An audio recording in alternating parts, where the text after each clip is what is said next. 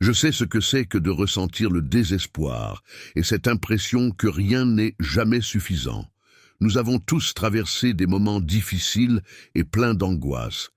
Mais je veux te partager quelque chose de très important que j'ai appris en cherchant le bonheur et le réconfort dans ma vie. Ce qui est le plus important pour atteindre la liberté financière, c'est de se transformer. Et cela commence par reconnaître les 8 pièges liés à l'argent que les élites, les gouvernements douteux et les banques malhonnêtes veulent que nous croyions. Ces mensonges maintiennent la majorité des gens prisonniers de la pauvreté. Commente ci-dessous, l'argent sera mon meilleur ami à partir d'aujourd'hui. Les mots ont du pouvoir, alors fais-le et engage-toi dès maintenant pour ton succès financier. Découvrons ensemble la vérité, car elle est une arme puissante. Il est temps de mettre fin aux mensonges qui perpétuent le cycle de la rareté et des difficultés. Je vais te révéler un secret qui pourrait t'aider à sortir des difficultés financières et te mettre sur la voie de la prospérité et de l'accomplissement. Tout d'abord, parlons de l'un des plus grands pièges qui nous maintiennent enfermés dans la pauvreté. L'idée que d'avoir un emploi fixe est la seule façon d'avoir de la sécurité. Je me souviens, quand j'étais jeune, je croyais que faire des études et obtenir un emploi stable était la voie à suivre. Mais ensuite, mon père riche, qui voyait les choses différemment, m'a montré que cette idée était erronée. Il a travaillé dur dans divers emplois, en sueur, mais il n'a jamais réalisé qu'il était pris dans une illusion. Son emploi, qui semblait sécurisé, était en réalité une prison qui freinait son succès. Mon père riche, qui ne se laissait pas tromper, a décidé de suivre un chemin différent. Alors que beaucoup étaient coincés dans des emplois, il a choisi de créer son propre destin. Au lieu de travailler pour les autres, il a construit son propre empire. Même face à des impôts élevés, il savait comment naviguer dans les règles fiscales comme un maître, accumulant des richesses pendant que d'autres restaient en arrière. Mon père, pauvre, comme tant d'autres personnes, a été enseigné dès son jeune âge à n'être qu'un élément de plus dans la machine des emplois. Mais mon père riche, toujours rebelle, est devenu entrepreneur. Il a compris que le véritable pouvoir était de faire travailler l'argent pour lui et non l'inverse. La triste vérité était que beaucoup de gens croient encore que la seule façon de réussir est d'avoir un emploi stable et de travailler dur. Mais cette lutte, au fil du temps, peut finir par voler la joie de vivre. Mon père riche disait toujours que, au lieu de simplement travailler dur, nous devons travailler de manière intelligente. Cela ne signifie pas seulement faire en sorte que les autres travaillent pour vous, mais aussi les motiver à se consacrer à votre succès. De plus, cela signifie faire en sorte que l'argent travaille pour vous, et non l'inverse. Le message est simple.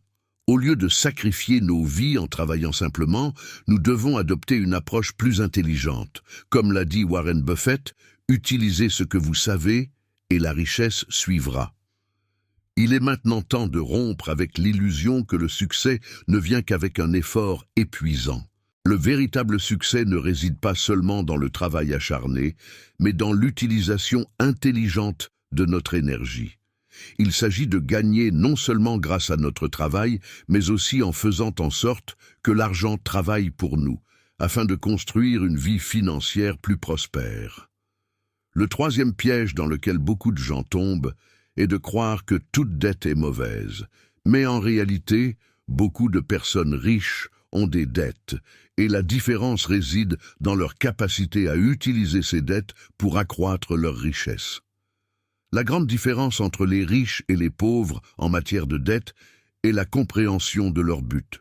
C'est là qu'intervient la distinction entre une mauvaise dette et une bonne dette.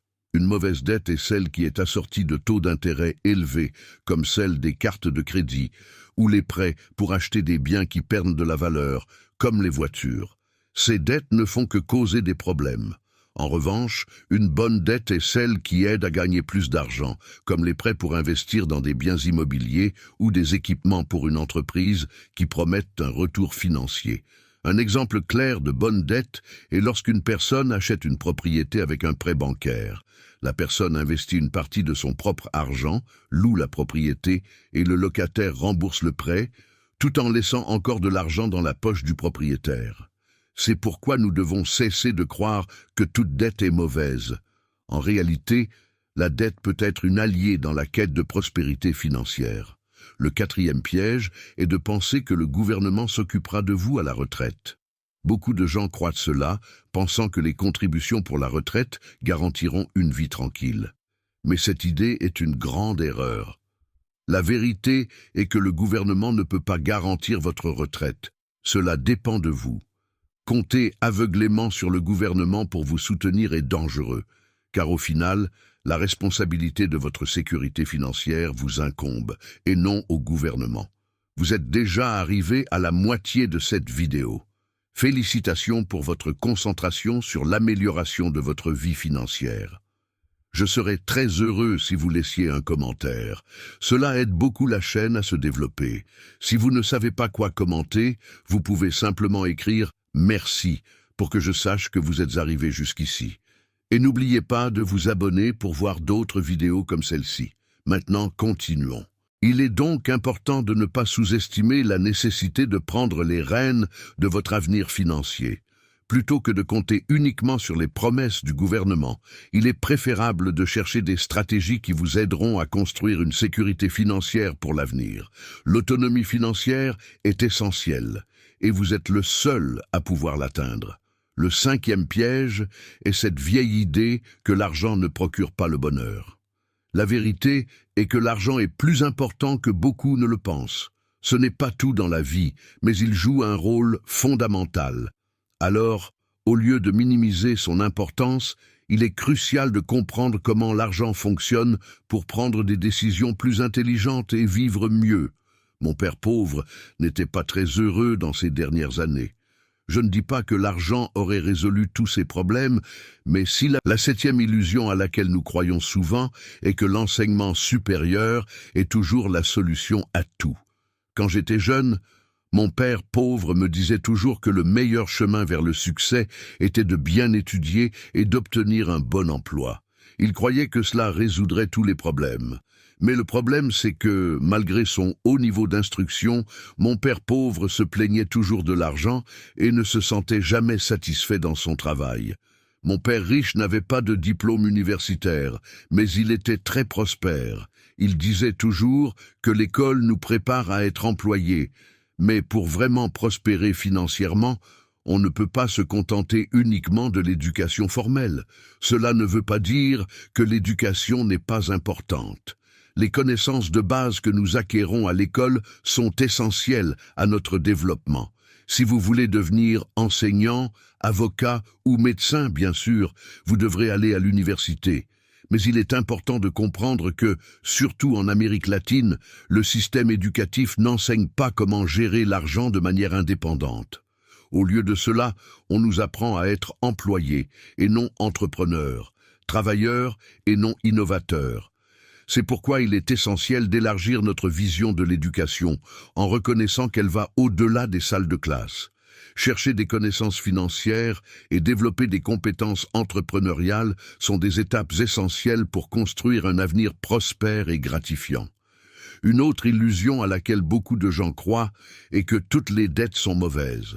Mais de nombreux riches ont des dettes, et la différence est que ces dettes sont soutenues par des actifs qui les aident à accroître leur richesse. Non seulement cela, mais ils utilisent les dettes comme des outils pour croître encore plus financièrement. La neuvième illusion est de penser que le gouvernement prendra soin de vous à la retraite. Beaucoup de gens croient que leurs cotisations pour la retraite leur garantiront une vie tranquille. Mais cette idée est une grande erreur. Le gouvernement ne peut pas garantir votre retraite. Seul vous pouvez le faire. Faire confiance aveuglément au fait que le gouvernement va vous soutenir est dangereux. Enfin, la 10e illusion est de croire que l'enseignement supérieur est toujours la solution à tout. Quand j'étais jeune, mon père pauvre disait toujours que le meilleur chemin vers le succès était d'étudier et d'obtenir un bon emploi. Il croyait que cela résoudrait tous les problèmes. Mais malgré son haut niveau d'instruction, Mon père pauvre se plaignait toujours de l'argent et ne se sentait jamais satisfait dans son travail. Mon père riche n'avait pas de diplôme universitaire, mais il était très réussi. Il disait toujours que l'école nous apprend à être employés, mais pour vraiment réussir financièrement, on ne peut pas se contenter seulement de l'éducation formelle. La clé de l'indépendance financière est entre nos mains, et c'est quelque chose que nous seuls pouvons conquérir. L'un des mensonges auxquels beaucoup de gens croient est que l'argent ne fait pas le bonheur. Bien sûr, l'argent n'est pas tout dans la vie, mais il joue un rôle important.